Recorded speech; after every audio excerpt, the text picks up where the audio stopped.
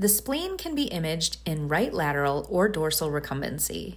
It's quite superficial in most places, but can extend across a long surface area, especially when enlarged. Starting near ventral midline, just cranial to the apex of the bladder, and moving cranially and just to the left of the patient's umbilicus, we identify the caudalmost aspect of the splenic tail. Follow it along the left and ventral abdominal wall, terminating where the head of the spleen is found near the left kidney and gastric fundus and just caudal to the liver. Caudal to the stomach, we can identify the splenic vessels penetrating through the capsule and into the parenchyma. The length and width of the spleen should be examined thoroughly in sagittal and transverse planes.